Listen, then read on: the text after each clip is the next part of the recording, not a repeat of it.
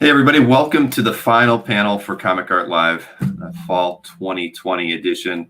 I'm here with my friend Mark Walters, and we wanted to thank everybody for spending so much time with us this weekend. Again, it's a real honor to have so many people want to participate in the show, not only from the attendee side, but from the exhibitor side. This was a really very interesting show where I was able to interact a bit more with the dealers in advance and try to schedule some things and coordinate people to bring some special packages out during this event. And some people did stuff on their own, like Albert Moy when he brought all that Bruce Timm art out today that he hadn't put on his site before. Those are things that are going to make the show more special every time we do it. And having that coordination time ahead of the show really is going to help. And that's something we didn't have with the first show, and who knew what was going to happen with the first show, right, Mark? I mean, at the end of the day, I was just happy for it just to go off, and it didn't matter how many people attended, But my expectations were much higher for this one, and surprisingly, it really did. We had about the same number of attendees as far as overwhelming, numbers. We did peak at 1,000 people on the site around 2:00 in the afternoon today, which is surprising. I kind of was thinking it was going to be busier yesterday, but I think that with a lot of the social media that happened yesterday, as far as people, just finding out about it in the afternoon or evening, a lot of people turned out today, and that was a surprise, but it worked out really well. I mean, I think sales were definitely much stronger on Saturday than they were today. But I jumped the gun earlier. I'll give you at least my early assumption on the number of sales was it's at $700,000 right now, and that's just for the artwork and display. Yeah, exactly. I mean, I'm thrilled. I really am happy that we've been able to generate that much revenue for the exhibitors, and of course that doesn't count any commissions because we don't track that, and it doesn't track any ancillary sales that get driven out to people's classified galleries or to the dealers' sites and whatnot, which is really what the show is about. I always said I wanted to keep a finite number of images and artworks that you can put in your booth because I want you to think of that as like your back wall, and that we provide links to go over to the dealer's website or to the collector's classified gallery. Those are that's really where the extra marketing comes in for Comic Art Live, and I'll send out a lot of emails after this to get some surveys and see if we had the same kind of ancillary sales that we had with the first show. Hopefully we, I'm expecting the same, but there's, probably within the next week or so, everybody will get a survey and kind of let me know how that worked out as well. So, just very surprising. I mean, and being at that amount, I mean, I just never would have guessed that we could help, drive that much in sales. And it's a testament to CAF and the traffic and the people who are there that, believe in the things that we do. And the fact that CAF is like a con all the time. I mean, we could do these once a month and they'd probably do okay. Not quite as well as this, but that's why I think we're going to keep doing these every 6 months. I got asked several times in panels and never had a chance to talk to anybody or answer their questions. But these are going to be done every 6 months now. I think 6 months is kind of our sweet spot for preparing for each show.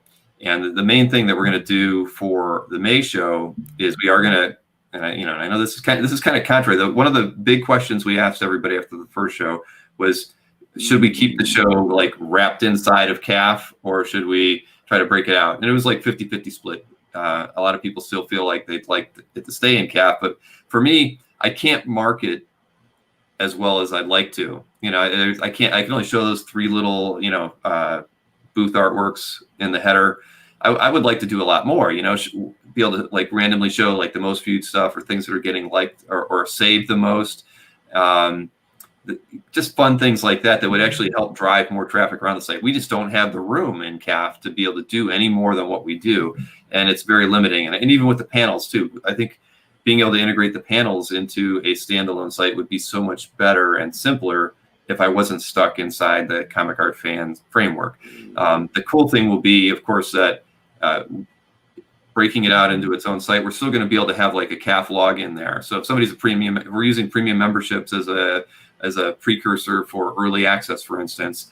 Somebody will be able to log into another site and this other standalone site and be able to get in there 2 hours early. And I can still actually even leave booth setup within CAF and let people choose. Do you want to do your booth setup over in CAF, or do you want to do your booth setup over in this other site?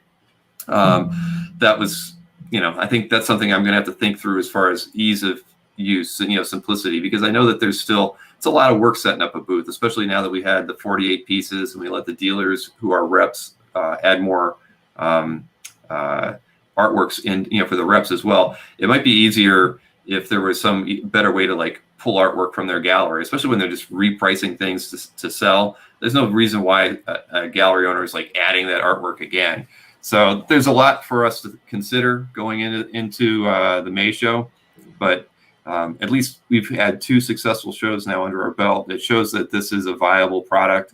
As far as I'm concerned, nobody else has done anything like this online, with a virtual convention that has this level of commerce and interactivity and actual successful marketing that is done within it, by the show. I mean, San Diego didn't have that. Reed Pop shows don't have that.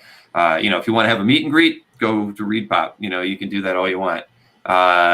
Let's see. I'm looking at questions here. I'm sure you are too, Mark. But Tim asked if we can get stats on the booth, views on each piece, and dollar amount. My camera's in the way. Dollar amount of sales. Well, we actually added today, and I wasn't able to announce that, but around 1 o'clock, we turned on views and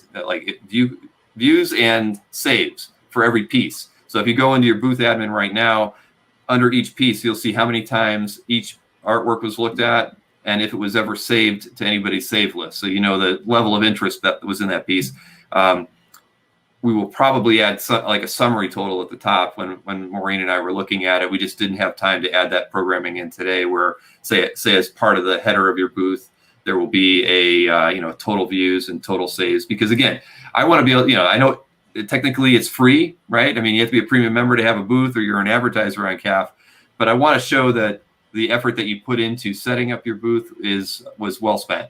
And so that's why we added that in there today. So that if you check it out, you'll see that. Sales I didn't put in there. I certainly could, but the problem with that is, and it's one thing that I've learned when I was trying to come up with like how much we accumulated in sales throughout the course of the show, is that so many people set their price of the artwork to 0 because they know they can't remove it, that it kind of skews everything as far as a total. I might have to have like I don't know what I want to do with that, because we didn't want people deleting artwork, because we wanted to have a concept of, how were sales. If you were able to just delete stuff whenever you sold it, we'd have no metrics to really base sales on. So can't they just change the title to say sold? Well, they can change the title, and some people did because they didn't know. And see that, and that's where the numbers could be even skewed right now. People went in and just changed the title to sold. They didn't know that there's a status drop menu to change it from for sale to sold. Oh, because I'm running my reports only on that. If the booth anybody who's exhibiting and didn't know that, because I have had to tell that to a few people who emailed me asking, how do I set it to sold? I need them to set it to sold so I can actually run proper reports. But again, for those who then change their price to 0 and doing that, now it's like a 0. I have to kind of go off memory on, Albert sold that John Byrne X-Men, I think 121 page. So, I had actually seen it and had noted it early because I like John Byrne X-Men. So I know the price, but he said it's a 0. So if I were to run a report based on that, I'm not going to know. But so I did a lot of that early on as far as like scoping out which pieces I thought were going to sell. But yeah, if you go, if anybody's interested, one of the things that we added into the search on the site is you can either search on art that's for sale, or you can search on art that has sold. So, and if you order it by highest sale price, you can just, for those who haven't changed their price to 0, you can pretty much run through and see the same data I'm looking at as far as what sold during the show. I mean, I think the highest priced item was a $65,000 cover, and then there were a couple. I don't even remember what the rest of it, but that's there. It's for trivia. I want the show to be very transparent so that people can see, that things are selling. And I believe there were 3,800 pieces in total that were added both Saturday and Sunday. And if last time I checked, the total sales, at least, again, properly recorded sales, was around 413 pieces. So 415. So just over 10% of the artwork that was added for the weekend sold. I mean, if you think about going to a con, San Diego or any place where dealers are bringing art for sale, if you had a general number that came close to 3 or 4%, you'd be happy. So we're selling 10% of the merchandise that people are bringing. I would probably guess it's probably more like 15 for people who haven't properly marked their stuff as sold. And then, so that's a good percentage. I think and that bears, that's pretty consistent with the first show too. I believe we were around 15% in total sales. Yeah. I just wanted to add, because I was looking through all the pieces that were made available, and there was some really amazing stuff in there. I mean, like stuff that I just thought, because I used to work for Heritage, so I used to see a lot of original art come through. There was stuff in there I've never seen before, like stuff I thought either was long gone or someone would never, ever sell it. And I just was really overwhelmed at the quality of pieces that were made available this weekend. I think that was really incredible. So I hope people have made note of that. Yeah. No, and Casey's mentioning a few things in here, but concept of doing exclusives and different stuff. I mean, that's not out of the question. We're considering a lot of different things for the next show, and there's a lot of opportunity out there, I think. And I'll pull up this because it's kind of a negative comment. Sequential Treasures is saying it was a total bust, no sales, few views. I also wasn't able to add stuff for a Sunday art drop, so really just worthless. So I won't be back to do this again. It's not worth the effort. Well, I would just say that you were able to add art on Sunday up until 10 a.m. on Saturday. That was all available. And on top of it, because I had so many people come in at the end of it, starting around, 8 p.m. last night, I opened up Sunday adding all the way up till 10 a.m. as well. So the opportunity to add Sunday art was there. Sorry you didn't know it, but it was there the whole time, other than the time between 10 a.m. on Saturday till we reopened it at 8 p.m. on Saturday evening. But it was there the whole time leading up to that original hard fast deadline where you couldn't add anything to Saturday and Sunday at all after 10 a.m. on Saturday morning. I mean, that's just the way it was done. But most people, everybody kind of got it. But I will always say that I don't know. He says, so I wasn't. Okay, I don't know what that means, but at the end of the day, I will always. I'm very open in that fact that instructions aren't always my best, strong point. Unfortunately, when you're doing all this work. There are certain things that fall through the cracks. I mean, certain people didn't even know that there was a 10 a.m. cutoff. They assumed that they could just add art, throughout the whole show. And the reason I'll pull her comment up in a minute. But people just assume that they could just add artwork throughout the duration of the show in perpetuity. And I don't know. I want to go back to sequential. Remember, Sequential Treasures. There's no cost. As a premium member, you're doing it for free. I'm sorry it didn't work out. It can't work out for everybody. But at any rate, why do we have a hard, fast cutoff? It's because if people just could move things in and out, it would just make when you go to a show, you can't do that. And when you go and set up a booth in San Diego, right? You bring what you bring to sell. And so we felt that our show needs to kind of follow a rule set so that you're bringing your best stuff to sell. Either it's new, that's why I always say new artwork or artwork that's priced to sell. I mean, we want you to have sales, and we want the people coming to the show to find things that they want to buy. And if you could just sit there and just move things in and out and change it willy-nilly, it's just an inconsistent experience for the attendees. And, because especially people who I'm going to check out Mark's booth and then my booth and then Allison's booth. I don't want them coming back to my booth and finding out that I changed half the art there. Because I'm finicky and I want to mess around with things. This is a focused event just on those pieces. So again, I'm sorry you didn't see the Sunday art, that you could have done it at any time leading up to it. But I'll try to do a better job of that next time. I guess it's like 2 tabs for Saturday and Sunday. I don't know. Again, but here I'll pull up Allison. Allison and Adam kicked ass in sales. Did exactly as Bill suggested, either brand new art or art price to move, and we did very, very well. I'm glad to hear it. I haven't really been able to shop too often this weekend. I'm hoping to do that when I'm done here. But no, I did notice a lot of sales, and that was great. Because I know you weren't able to participate in the first Comic Card Live that we did in May. And so it was really nice to have you there. And really, it was nice. Terry Moore exhibited. I know he sold artwork during the show. Simone Bianchi also, I know that he sold. TD Art Gallery, did well. Kirby's Comic Art, I can't thank them enough for the effort that they put into the show this time around.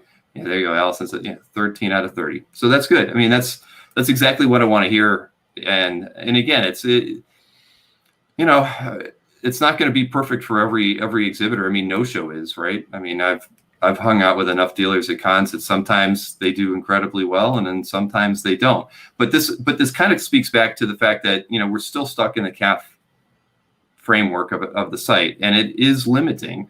I firmly believe that if we were to break it out into something a bit more, I don't even want to call it modern, but just something that gave me the flexibility of being able to promote exhibitors, be able to allow exhibitors to post announcements about price changes throughout the show. Maybe you're going to run a 10% off from 5 p.m. to 8 p.m. in your booth.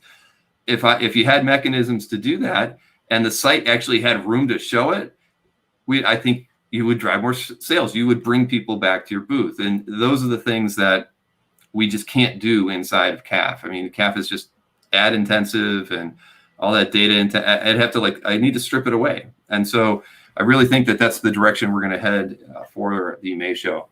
Okay, Ron Lim, I'm not even a dealer, and I sold 4 of 12 pieces that I put up just for the hell of it. I also bought 4 great pieces and missed out on 3 more that I was too slow on. Congratulations on the sales, and too bad you missed out on a few pieces. But no, that's what it's all about. Thanks for the great event, Bill. I picked up some great pieces, lots of amazing artwork. Thank you, TR Shad. I appreciate that. And my buddy Nick, right? I picked up 15 pieces I would never have bought because I got to check it out, and I love hearing that. And again, it's just you never know. I mean, at the end of the day, if I was looking at the stats, we once again had 20,000 unique people to the site over the weekend, which is really solid. Over 500,000 page views, which is about 300,000 more than we would normally get. So there was a lot of activity throughout the whole weekend. And, at the end of the day, again, I can fault myself a bit for not being able to do more, but my goal with the next show will be to do more. I mean, that's really, I'm just going to say this too, because it's hard for people to know kind of the behind the scenes of this, but Bill worked really hard this weekend. Like, Bill was under some kind of unexpected stress too, even today. So, it's a learning process. This is only the second one. It's only going to get better. So if you're having some trouble with it, or if you're having complaints, it's like anything. Like when you go to a convention and it's just starting out and it's growing and it's learning, it's the same thing here. And I think this is only going to get better. I wanted to mention something too, Bill, that I thought was really cool. I thought about it yesterday. I got to do 4 panels this weekend. In one of my panels, we had somebody was called in from Italy, somebody was called in from France, and somebody was called in from Toronto. This has truly become a international, worldwide event. And some of the people that were like chiming in the comments, we had people from like Northern Africa and all these amazing places all over the world. And I just kept thinking to myself, how great is this? Like, this is actually transcended like what you could do at a convention, because we're reaching a worldwide audience. And I just think that's really amazing. I agree. I think a lot of the brick and mortar cons have learned that lesson as well. When they've done these virtual things, and then all of a sudden they can bring in people from outside of the country. I think if cons are smart, brick and mortar cons are smart, they're always going to have an online component going forward, because if they can engage with people who can't travel there, and post COVID, I think that's going to be something that a lot of the shows are going to be thinking about. They'd be stupid to not incorporate some kind of online component to it, because you're right, that early Kirby's panel with the sketch session was a lot of fun. It was easily, the most internationally attended panel. Let's see, Jason Rowe, I'm a new premium member. I was able to sell a number of pieces. Thanks for putting this together. That's fantastic, Jason. Congratulations. Congrats. That's great. All right, exactly. And everybody knows, I mean, I don't know, I'm very grateful that people try to follow the guidelines that we set with the whole idea of bringing new art or art price to sell, because at the end of the day, you want to be able to move the artwork you have, and there's always stuff in your collection that you're ready to let go. Oh, Allison Stone, 20,000. I couldn't hope to help that many people at a comic. Right, exactly. 20,000 people. We had a maximum of 1,000 people on the site at one point, and honestly, I have never seen that on our site before. I mean, I think the peak I'd ever seen before today was probably around 600, and so to hit 1,000 was, it was pretty impressive. I went upstairs and I ran upstairs the morning, and I'm like, you're not going to believe this. We actually cracked 1,000, and it's really her. I always, she is, without her skill set and the programming that she's done, we couldn't do that. I mean, it's not the servers that did it. It's really the smarts that she's put into the site. So I'm sorry, I'm trying to read the comments as well. See why many times visitors will attend and then buy later too. Exposure of artists and the work is always good. Absolutely. I mean, and I'm the first person to say exposure is always not the best thing. But I think in things like this, think about it. There's probably negotiations going on right now for a lot of the artwork, right? Because they see a sticker price of 10 grand and nice shirt. Yes, exactly. At some point, I will reoffer these for sale through a vendor that after I decide a drop shipper. I just haven't really picked one that I like yet. I'm experimenting with printers right now. But I think that's that's just it's a trick. It's as far as like trying to get this thing to be something for everybody. And because I was looking at it today and I was thinking, we break the halls out today by like the standard. Oh, there's a dealer hall and there's a there's a collector hall, and then there's this, and then we have the artist halls. And I'm thinking, I mean, I think that we could be breaking these things out where, like a modern art hall, and there could be different ways to filter it. Hey, I only want to look at pre 1990 artwork. I think which dealers or sellers are most likely to have that. And we don't have any of those kinds of filters in there. And it was really difficult with 3,800 pieces of artwork out there. It's taken a lot of time. I was Nick, you're still buying artwork right now. You're still wheeling and dealing. I know you're gonna get everything that I might have gotten. JJ Torres, thanks for hey, trust me, it's my pleasure, JJ. So yeah, I hope to actually. I picked up a couple pieces. I did buy the. For me, I'm not as big a buyer as I used to be. I've got one kid in college and two going to be in college soon, and then for a while there, I was carrying 4 mortgages because I'm stupid, and I've done all my goofy business things that I've tried to do. So it's been a rough couple of years, but for me, it's like I like picking up stuff that it has meaning to me. So I did buy the piece that Sonia Anwar had pre-done for her panel.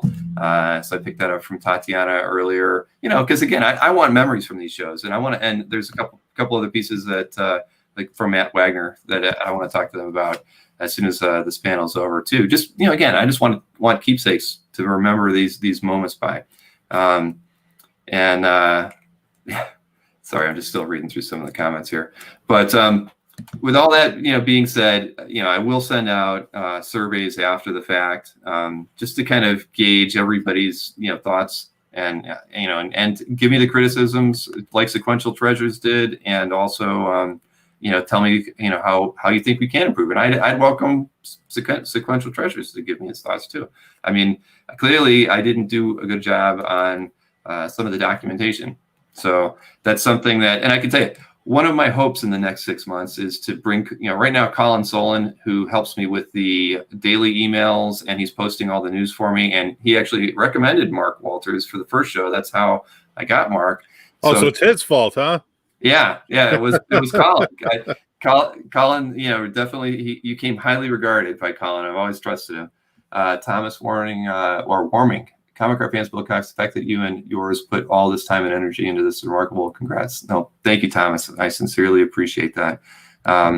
It does make for a tough week leading up to it, and then during the weekend it's crazy. But yeah, we wouldn't have it any other way. My wife and I, we really, it's fortunate that we enjoy working together as much as we do, and that our kids are very tolerant. Scott Reno, Calf rocks, the concept rocks, and the execution in only your second effort is quite impressive.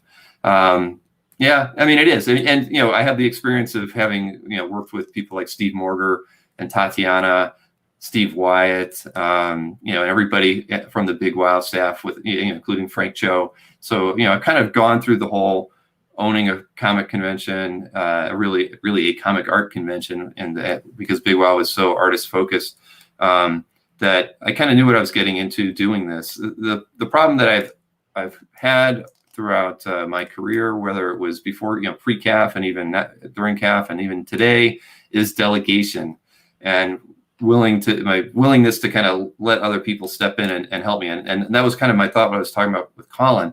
Colin is like part-time staff now. I mean, he's on the payroll. I'm finally, you know, trying to make the commitment to let go of some of the responsibilities I do during the day so I can focus on Comic Art Live as a show. I firmly believe that it's here to stay. And, you know, and also just the things that we've been doing with the Comic Art Live chats on Tuesday with Mike, Will, and Glenn, and then the Thursday updates that we've been doing where I incorporate usually doing interviews. I think that those are really important. And for me, I you know, and I've said this numerous times, the feedback that I get from those has been phenomenal. And the fact that we're able to help educate younger collectors with things and connect and let them know that the things they're experiencing as new collectors are pretty much what we've all gone through at different times. It's been really fun. And I think that being able to push work off onto Colin and have Colin hopefully help me more in the next show, because really Colin just helped. I gave him one task yesterday, you know, and it was like cobble together all these press announcements that I'm getting from everybody so I can properly, you know, thank and let people know what's going on the show. Next time, I definitely hope to have Colin doing some of the writing. I mean, all the emails that went out in the mornings that promoted the panels and all that, I was doing all of that. Even still today, I just can't let it go. I have to step back and work more from the top down and be able to delegate. And a show will be better. I mean, a show can't, you know, like this can't be run just by one person. I need a lot more input. Jimmy C, wonderful 2 days. Thank you, Bill. Yep. I'm a gem. I appreciate hearing that. Yes, I forget what somebody said, or I don't remember what it was, but it was very flattering on Facebook earlier. I can't remember what they called me, but at any rate, yeah, that's really my goal. You know, I want to kind of expand the team. It was very fun. You know, I worked a lot with Mark Hay on the first show, and you know, he was busy and different stuff going into this show. So like this time around, I worked a lot with Annabelle from Kirby's Comic Art. I talked a lot with Tatiana. Felix, Lou, and I, you know, chatted a bit leading up to it, and you know, I had a really great chat with Felix, which was fun. You know, he brought Trad Moore into the show. That was you know, really a good time. And you know, I just want to do more of that. You know, the great thing about, well, there's nothing great about COVID, but what it has done is it's kind of forced a lot of us to interact even more than we did before. And so, you know, I'm having dealers reach out a lot more often, you know, wanting to you know, get my ideas on things and to, you know, ask how I can help them. And for me, it's more engaging. I always felt like this stuff should have been happening all along. It just never was. And now COVID's here, and you know, we've gone through this pandemic, and it's getting worse. And we need each other now more than ever as a community. And you know, like I said earlier, I mean, collecting comic art and illustration art and you know, even card art, gaming art, anything that we kind of, an animation art. I mean, we there's a big umbrella that comic art fans kind of engulfs, but our hobby is just so unique versus any other collectible hobby, you know, because we have an emotional attachment to the things that we buy that's very different than if you're holding a toy or a baseball card or even a comic book. And you know, it's that relationship that you know, because I don't know, I don't want to get too sappy, but at the end of the day, you know, I love this hobby, and I am fully committed to it for as long as I am breathing, and I'm really going to enjoy, you know, continuing working on the show. Ciao, Antonio, thank you, Bill. The comic art collecting wouldn't be where it is if it weren't for you. Nope, you know, it's flattering to hear that. You know, and I kind of feel that way. You know, I forget who I was talking with earlier, just in general about the history of CAF. A lot of people think that, you know, CAF was just the catalyst for certain things in the hobby, and it really was. But I really credit a lot of the things we did around CAF that have helped the hobby kind of transform into I don't know, the giant economy that it is now. And that the big thing for me was just taking a lot of the dealers and upgrading their sites. I mean, I don't know if people who were around, those of you who were around in 1997, 98, 99, every dealer had a website, but they were all static GeoCity sites. Back then, lots of collectors even had their own websites because that's what they did. I mean, they had their own little sites, but the big thing was dealers just had terrible sites, and some of them still do. And we know who those people are. But and it was funny. It was Mark Hay. They came to me first, probably in 2004, and asked me to do his website. And at first I thought that's a dumb idea. I don't want to do it. But really, the more I thought about it and the integration that we could do with CAF to use CAF as a marketing platform for Mark's site, just the whole concept of like, wow, the hobby can really change now.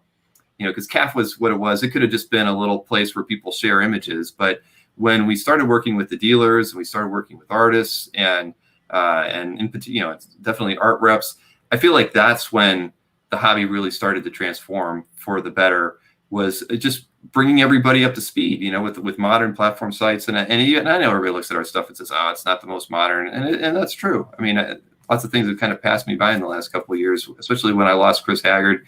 We were at a point a few years ago where Chris had to take another job because we were kind of on I wouldn't say we were on a downward trajectory, but revenues weren't really growing. And I couldn't really figure out why. It was just things got a little stagnant there. But and so Chris left, and he was really he was covering all the design work and a lot of the upgrades, and he could do some of the programming that Maureen does, not to her level, but we were really flexible with that point, and we've kind of struggled with that the last few years.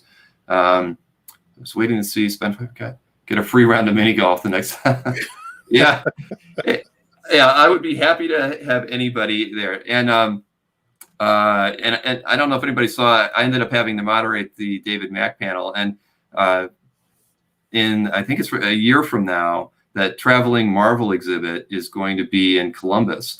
And I believe it. Well, of course, there's the I don't know. My brain's pretty fried, but the Comic Art and Illustration Museum that's at Ohio State University. Somebody might say it in the comments because my brain is not working right now. Let's see. But at any rate, the point being is that I think next winter it would be pretty cool to kind of maybe put together some kind of an outing for a weekend where we could go to the Marvel exhibit. It's got a lot of art, and to do something special with the museum. Maybe we can find a way to do something in the evening and do some kind of a dinner, kind of a get together. I think it would be a lot of fun. There are a lot of collectors in the Columbus area. So it's something I'm going to kind of mull around for the next few months. Now that I'm friends with Ben Saunders, who actually put the Marvel exhibit together, I've been in touch with the, I still can't think of that, begins in Billy or something. I'm drawing a blank. Rich Danny's a comic art live regular on Tuesday nights. Was a fun show. Great to see all the new artwork. Went through all the available items. Didn't buy nothing, but look forward to furniture shows. Well, I'm sorry about that, Rich. And hey, I'll pull up Nick Katratis, my great friend Nick. How do we delete our booth items, or do you just delete the whole thing? Essentially, what we do is, the show shuts off at 10 o'clock tonight, so you don't have to delete anything. Nobody can get in to look at anything after 10 o'clock this evening. We do actually leave it up there, but it's only accessible by you through your admin. And we kind of did that because if you got any emails about any pieces, and I'll be sad if you didn't, but if you were emailed throughout that, we were saving all those emails. There's an archive of any emails that you got. So we leave your booth accessible to you so that you can go back and check those emails. You should check it. You never know if something got spammed. That's why we save any emails that you got for you to look at. But also, we always felt like if people were adding these pieces really new for the first time, I didn't want to delete them before maybe you wanted to go copy the description you wrote and you're going to add it in your CAF gallery. So we leave the booth accessible to you for about 30 days, and then we just clear everything out because there's no point in saving it. And so yeah, you don't have to worry about deleting anything at all. Billy Ireland, thank you, Rich Danny's. I'm so pleased that you said that. I know it had my name in it, and I should have been able to figure that out.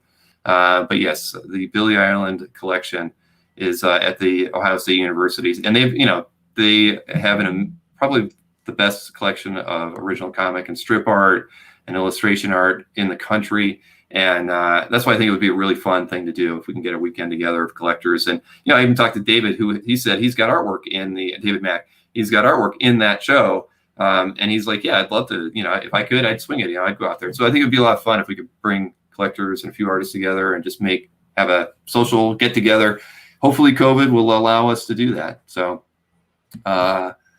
just have access. Well, James, that's a funny question that you asked that, because I was looking at that myself, because I saved a bunch of pieces that, to go look at and buy or potentially buy later. And it's probably something I'm going to have to run up to Maureen and talk to her about, because my feeling is that, yes, we should leave the saved tab available to you. But I certainly can't link you over to their booth, because their booth is going to be off. So what I've probably got to do is update the saved page to include who had the booth, so that if you do want to reach out to them after the fact, that you're able to. So, yeah, it's something that I've got to ponder a little bit here. Like if they're a calf gallery owner, I can link over to the calf gallery. And if they're a dealer who doesn't have a calf gallery, I can let you know that, it's Splash Page's artwork, for instance, rather than it's Marquet's calf gallery, something along those lines. But yeah, so I've got 2.5 hours to work that out. But I did think about that right before this, before we jumped into the panel. So yeah, and I would assume you would like it if you can still have access to your saved pieces.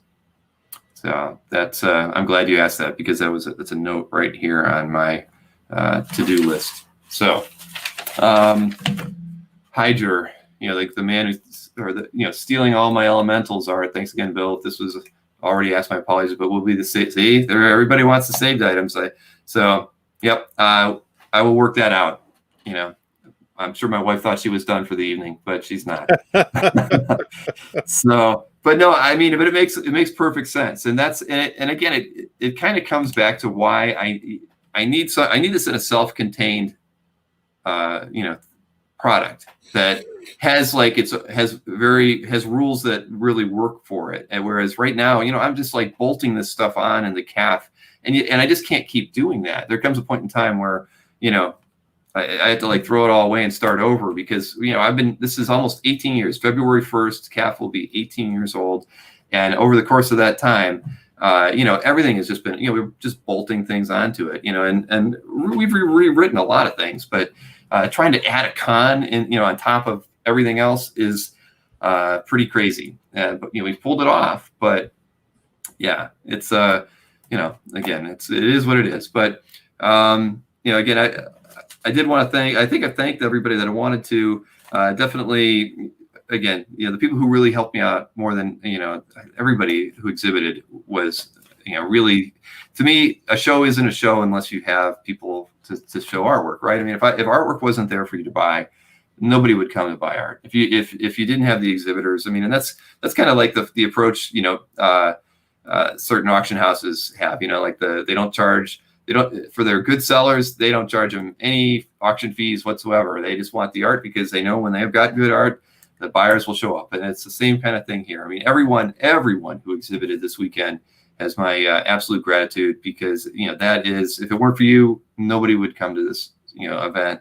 And, the panels are fun, but, panels are a really great part of this. I think they can be even better.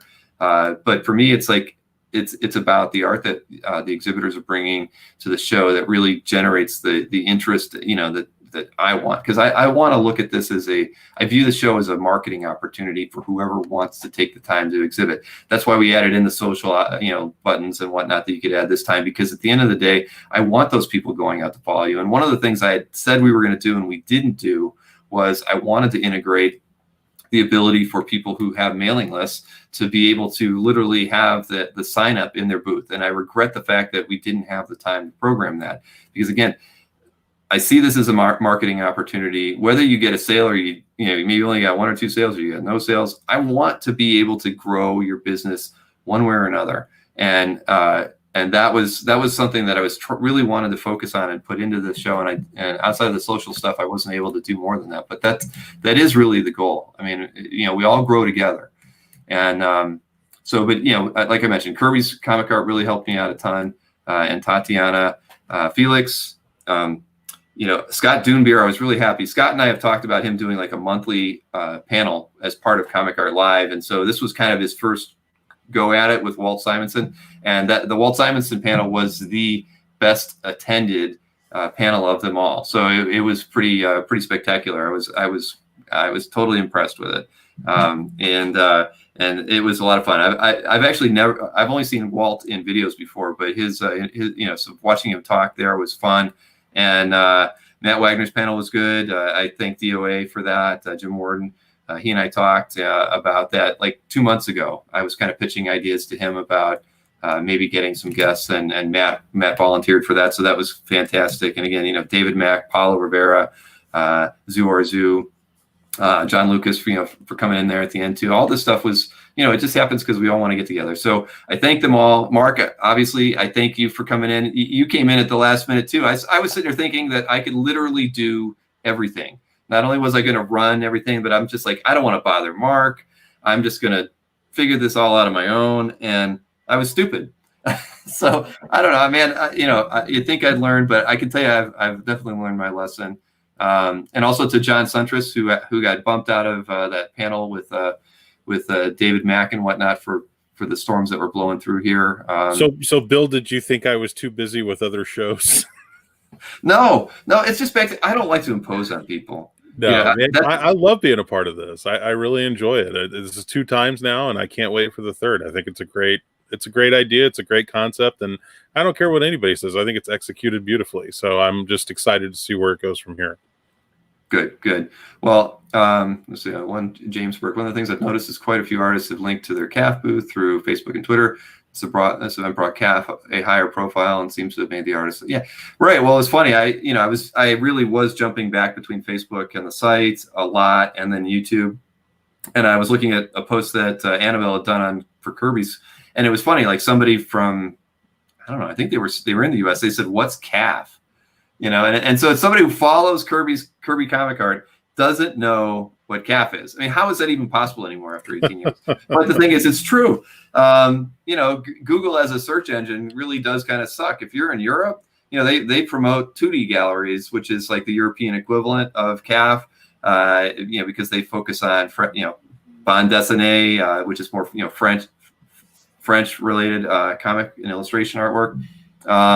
So it's funny, it's like really where you're at and what you're used to searching on. Some people don't know about it. So I agree that that was a really important part of the show was the dealers and the reps and the sellers and the artists taking the time to let people know what they were doing, because we didn't have that opportunity with the first show at all, because we literally were programming in the minutes leading up to the show opening. That's this show. I had a fair amount of time to work in advance. Like I said, I talked with DOA 2 months in advance, with Annabelle 2 months in advance. I was reaching out to people who had reached out to me at the end of May, the May show, saying, "Hey, I want to participate." So, I'm losing my voice here, but so that's all. So having 6 months to prepare for the next show will be all the better. I encourage anyone who thinks that they'd like to do something with the next show to let me know. We really are exploring all options to try to bring in a broader audience. I mean, it's funny, as big as you think the hobby is, it really isn't as large as we'd all like to think it is. But there's so many ancillary people and ancillary collectors that I think would be turned on by our hobby if we could just get them in the door. Like the guys who buy variant covers and that they're buying comic books because they love the artist. Well, let's try to introduce them to buying original art too. And I think there's a lot of things we can do to just make the hobby all the more fun and bring in many more people to the hobby, which I think will just make it better for everybody. So again, reach out to me. If you're a dealer or an art seller and you'd like to be involved with the May show, let me know early, because I do put all that into a list. And as we percolate ideas on panels, and I really wanted, and we didn't really do that this time around as much as I would have liked to. I know that Mark, you did it with Paulo, and I know Matt Wagner had some art for sale, but I'd like to use the panels really to also sell too. I think that there's opportunities for that. And One unique thing that was done when we did the programming for ix-online.com, which was IX Arts online virtual convention, when their show, their 13-year show got canceled this year, we helped them program it. That was part of the reason I wasn't able to do as much as I wanted to with this show. But that show is all artists. It's there are no art dealers or collectors setting up. It's literally all artists. And one of the cool things that they did with the show was they kind of put together this idea of an in-booth time, where if a artist wanted to do a stream on Zoom or on their Facebook page or even on their Twitch or whatever they're using as their social means of connecting on a live stream, where an artist could literally say, hey, I'm going to be in my booth from 2 to 5, when they're really just going to be streaming to their platform. I think we can do a bit of that even outside of the panels to kind of just push things out. The one thing, I don't know, again, I don't remember who I was talking to yesterday, but somebody was saying, oh yeah, these guys were breaking out into their own little chat in Facebook after they hung out at Comic Art Live. And I said, see, that's no different than a regular con. That's like going out to the bar afterwards with a bunch of your friends. I want to create those opportunities for you. I don't want it to just be, you have to be sitting in Comic Art Live or one of our panels to have a good time for that weekend. Let's find ways to grow this thing outwards into different areas. And I don't care if those people are gathering on Facebook to talk about Comic Art Live or what they bought. At least, we're creating an event and creating opportunities for people to network and, grow friendships, grow businesses. And I mean, again, I could just keep rambling on here, but I'm going to stop because I think I need a drink. So yes. It's been a long day, but I appreciate it. I look for I will put together some kind of a survey that I will send out to definitely to all the exhibitors, and I will since I can't really say who attended the show as a CAF member, I will put those. I will link it in the daily emails and my Thursday email, letting people know that if you attended the show, to please consider going out and filling out the surveys. We'll kind of take all that information and we'll see what we can come up with for the next show. But and Bill, all these panels will be available on the Comic Art Fans channel, right? Yeah. If you go to YouTube, they're all on there. And I'll say it again. If so many people follow us or watch these shows on YouTube, but not enough people are subscribing. Over there on Mark's side of the screen, at the bottom right, there is actually a subscribe button. And if you subscribe to the channel, they'll basically just ping you every time we're going live with a Tuesday chat or a Thursday chat. But all of these panels that we did today are over there. And it's youtube.com/C, the letter C, and then Comic Art Live is the way, is the domain name for it. Casey Pratt, many thanks to everyone who made this possible. Yes, thank you, Casey. Thank you for participating. Trust me, it meant a lot. It really did. And thank you. Yes, Allison, thank you. I look forward when we can hang out again. I really do. I lament missing the 3 San Diegos before this year and then not being able to go. So I feel like I haven't been out to any real major shows. I went to New York a couple times, but I do look forward to being able to get together again soon. And Comic Art drinking game. There's so there's a lot of things that we can do in the future. And again, thank you so much, everybody. And just look for all the exhibitors, look for my email that's asking for feedback. And please complete the survey, because the exhibitor one was actually the one I got the least feedback on last time. So I hope to get more feedback from exhibitors on what went well, what didn't, and what we can improve on. So again, thank you, Mark. Thank you, John, who's not here anymore. And also, you know what? I'm forgetting one guy, my good friend, Chad, who actually has contracted COVID, unfortunately. And we just found that out today. Yeah. Chad, I met Chad over the summer when we did the first really big mainframe show. I was a part of that as well. I did a lot of the exhibitor programming for that, and that first big mainframe show, they had done one before I came on board. Then the August show was the one that was benefiting the Hero Initiative, and I did the work on that one. And Chad with Mainframe were responsible for the Baltimore show. That was a few weeks back. Chad's was helping out behind the scenes with the panels. He wasn't feeling well. going into it yesterday, and he went and got himself tested. And today he did find out that he had COVID. So Chad, he's been a good friend, a good foil. He's for me to bounce ideas off of, especially with the panels. And I'm hoping for a speedy recovery for him because he's put a lot of effort into stuff for me, and he's been a good friend. And I regretted finding out. He's literally the first person. For me, that's the first person I know that's contracted COVID, and he just got it in his workplace. He works for the Pittsburgh Penguins. So it's like, it's very unfortunate. So, yeah, it is what it is. Yeah. And he was even tested like not even a week ago, and it came up negative. So that just goes to show you, like, this could hit any one of us at any time. So stay safe, everybody. Yep. I look, got my Germex right here all the time. I use it all the time. So, all right, everybody, thanks again. We've got just over 2 hours left of the show. Again, at 10 o'clock, the lights go out. You won't be able to access the show at all. Booth owners, again, can go through their gallery management page to check out anything. And I will come up with a solution for saved art. I promise you, we'll work that out. Thank you, everybody, again, and have a wonderful evening. And I look forward to doing this again with you again in 6 months. So end of May is what the plan for. I'll probably let you know in the next 2 or 3 weeks what day the next show will be. All right. Thanks, Mark. Bill, can I add one quick thing? Yeah, of course. I just want to say thanks to everybody who participated in the comments section, because we had some really great questions, and it's really great when you guys get interactive with the panels, because A, it makes my job easier, and B, it kind of makes it more fun because you guys, especially this time around, you asked a lot of things that, maybe I wouldn't think of, or the average person wouldn't think to ask. And I just thought it made the panels much more interesting. So thank you to everybody who participated in the comments. And please don't be afraid. Next time we do these panels, jump in there, ask some questions, because we love having you guys be involved in this as well. Exactly. All right, Mark. Well said. Thank you. Thanks, everybody. Have a good night.